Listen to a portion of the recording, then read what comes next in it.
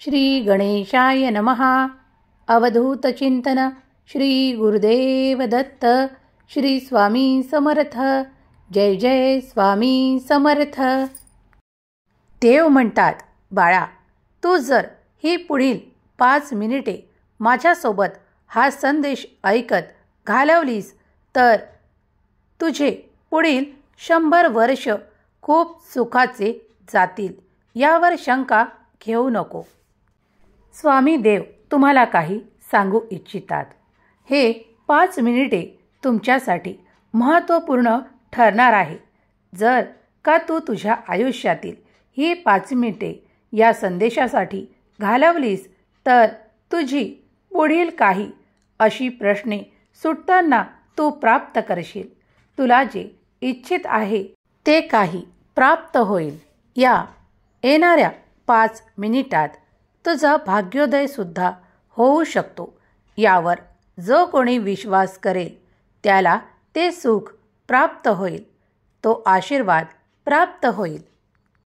तत्पूर्वी तुम्ही स्वामी भक्त असाल तर या संदेशाला लाईक करून शेअर करायला विसरू नका.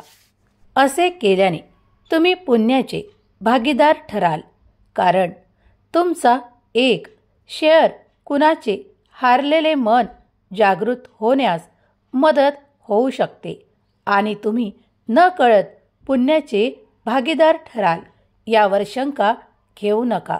कारण जेव्हा जेव्हा याची आवश्यकता त्या व्यक्तीला असते तेव्हा तुम्ही ते साधन बनून त्यापर्यंत ते पोहोचवता आणि पुण्याचे भागीदार भाग्यवंत ठरता.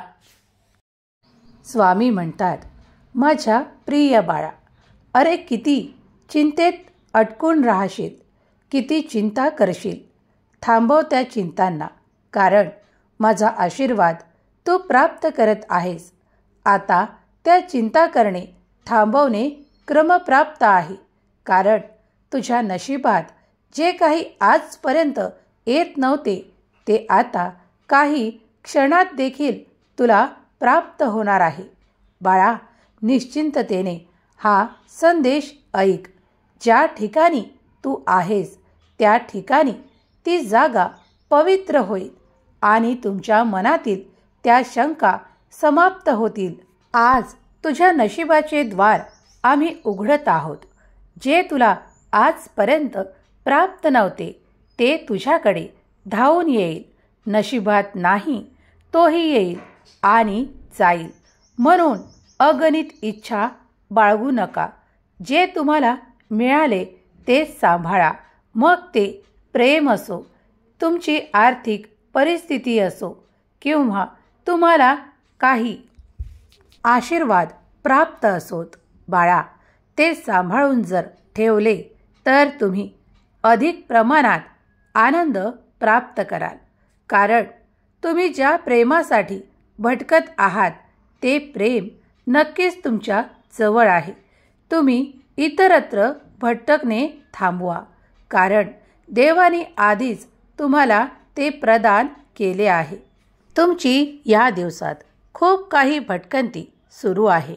मग ती मनाने असो, विचारांनी असो, ती थांबवण्यासाठी हा माझा संदेश तुमच्यासाठी उपयुक्त ठरणार आहे.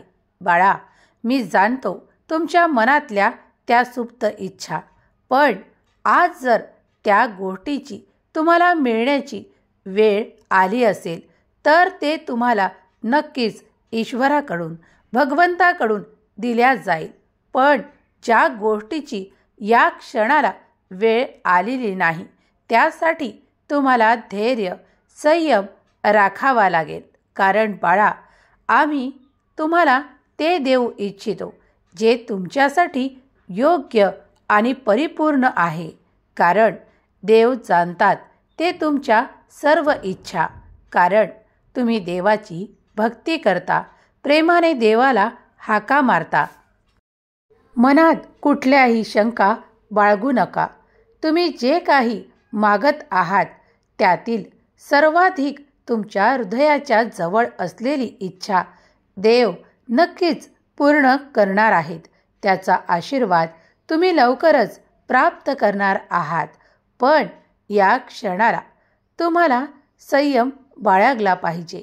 तुम्ही धैर्य ठेवले पाहिजे अशी देव तुम्हाला आज्ञा करतात. देव म्हणतात, जर तू या वेळेस खूप काही निर्णय घेणार असशील तर थोडा विचारपूर्वक घे. माझे नामस्मरण कर. मी तुला संकेत प्रदान करील आणि तेव्हा ते निर्णय घे, कारण ते तुझ्यासाठी अचूक ठरतील. जेव्हा तुम्ही खूप घाईने निर्णय घेता तेव्हा तुम्ही तुमच्या जीवनातील ना मागचा ना पुढचा विचार करत नाही. अशा वेळेस तुमच्यावर ती नकारात्मक ऊर्जा प्रभाव करते आणि तुम्ही त्या नकारात्मक दिशेकडे वळवल्या जाऊ शकता. जर तुम्ही तिथे जाण्यापासून स्वतःला रोखू शकलात तर ते तुमचे पुण्य असेल. ते म्हणजे नामस्मरण आणि चांगले कर्म तुम्हाला त्या गतीकडे, त्या दिशेकडे आपोआप वळवायला सुरुवात करते. तेव्हा देवांवर विश्वास ठेवा. देव तुमच्यासाठी योग्य काय अयोग्य काय हे वेळेवर, उचित वेळेवर तुम्हाला देतील. यावर शंका घेऊ नका, कारण जर आज तुम्ही त्या कठीण काळातून, परिस्थितीतून जात असाल तर तुमचा विचार खूप वेळा नकारात्मक ऊर्जेकडे वळला जातो.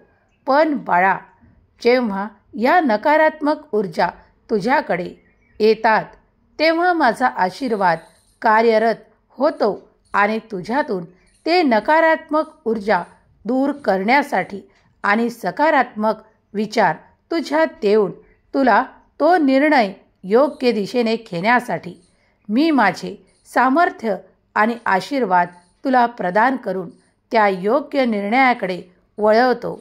तेव्हा निश्चिंत राहा.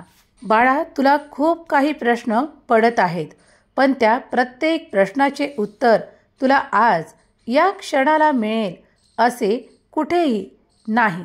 पण जर ती वेळ नक्की असेल तर त्याचे उत्तर तुला नक्कीच प्राप्त होईल. तुम्ही त्या प्रगतीच्या वाटा पाहू इच्छिता, मग त्यासाठी ते प्रयत्न सुरू ठेवा. तुम्ही जे काही प्रयत्न कराल ते योग्य दिशेने वळवून मी तुम्हाला तो अधिकार, ते खूप काही सुख आणि ते ऐश्वर्य देणार आहे. यात शंका बाळगू नका, कारण तुम्ही देवाचा धावा केला आहे. देवाकडे प्रार्थनापूर्वक ते मागितले आहे. ते तुमच्या मार्गात आहे. माझे देवदूत तुमच्यासाठी ते घेऊन उभे आहेत, जे तुम्हाला आशीर्वाद हवे आहेत. बाळा, प्रयत्न करत त्या दिशेने पुढे चालत राहा. तुला ते स्वर्गाचे द्वार तुझ्यासाठी उघडे मिळणार आहे. त्यातून येणारे आशीर्वाद आणि चमत्कार तुझ्या दिशेने नक्कीच येतील, कारण तुम्ही त्या दिशेने प्रयत्न करत आहात. तुम्ही केलेले चांगले कर्म देव कधीही दुर्लक्षित करत नाहीत.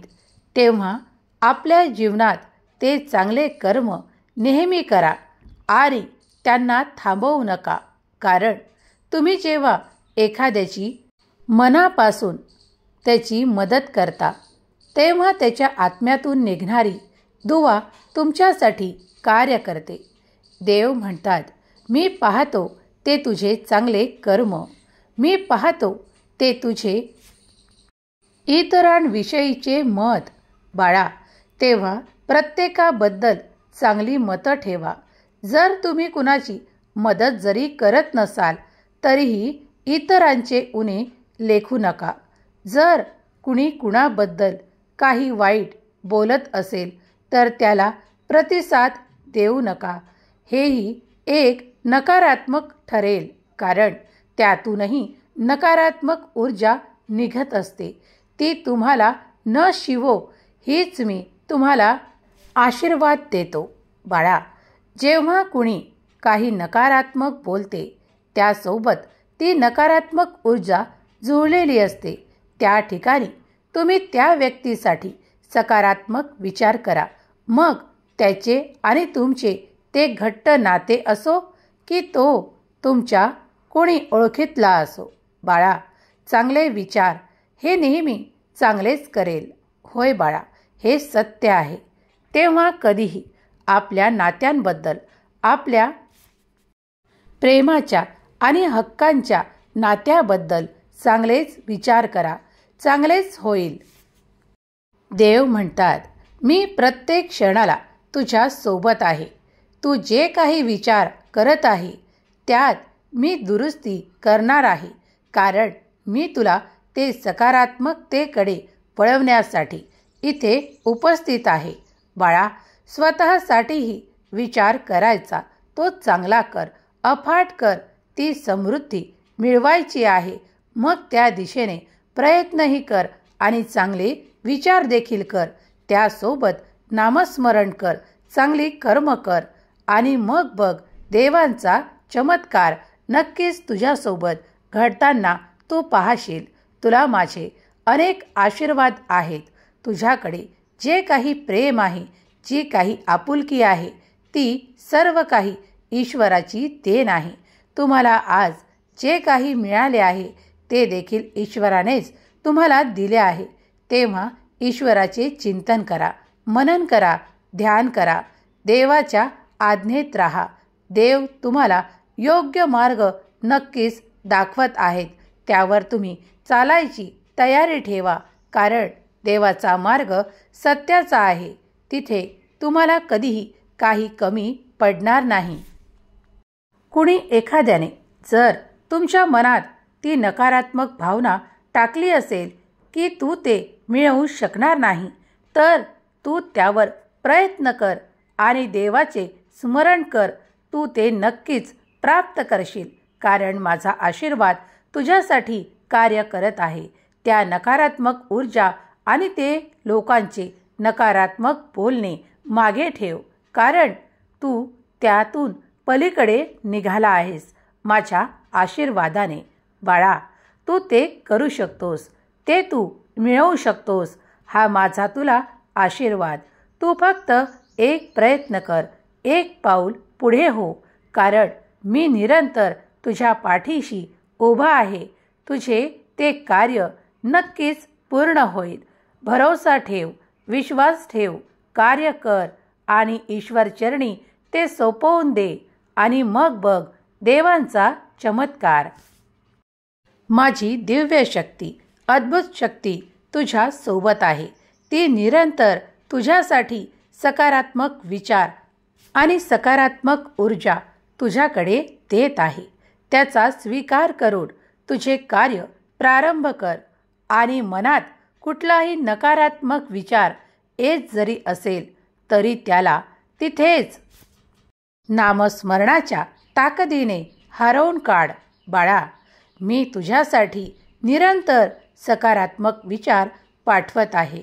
तुला त्या सकारात्मक विचारांचे धडे देऊन पुढे नेत आहे. त्यावर विश्वास कर आणि पुढे चालत राहा. तू ती समृद्धी, ते आनंद प्राप्त करण्याच्या योग्य आहेस. बाळा, मी तुझ्यावर खूप प्रेम करतो आणि माझ्या आशीर्वादांचा वर्षाव करतो. तू आणि तुझे संपूर्ण कुटुंब माझ्या आशीर्वादाने परिपूर्ण आहे, यावर शंका घेऊ नका. तुम्ही केलेली सेवा आणि तुम्ही केलेले सर्व काही कर्म मी पाहत आहे. ते मला स्वाधीन करा आणि निश्चिंत राहा. तुमच्यासोबत सगळं काही सकारात्मक आणि चांगलंच होणार आहे, यावर ठामपणे विश्वास ठेवा. देव तुमच्यासाठी कार्य करत होते आणि कार्य करत आहे. जेव्हा तुम्ही पुढे जाल तेव्हा देवांकडून तुम्हाला मोठा आशीर्वाद प्राप्त होत आहे. तेव्हा पुढे चालत राहा. तुमचाही स्वामी शक्तीवर, स्वामींच्या चमत्कारांवर, स्वामींच्या आशीर्वादांवर विश्वास असेल आणि तुम्ही स्वतःला स्वामीचा प्रिय बाळ मानत असाल तर स्वामीचा नामघोष श्री स्वामी समर्थ लिहायला, टाईप करायला विसरू नका. देव अगदी या क्षणाला देखील तुमच्या मनातील ती इच्छा जाणून लगेच पूर्ण करतील, यात शंका घेऊ नका. जे कोणी स्वामी भक्त या क्षणाला स्वामी संदेश ऐकत आहेत, देव त्यांच्या त्या अपुऱ्या राहिलेल्या इच्छा पूर्ण करोत.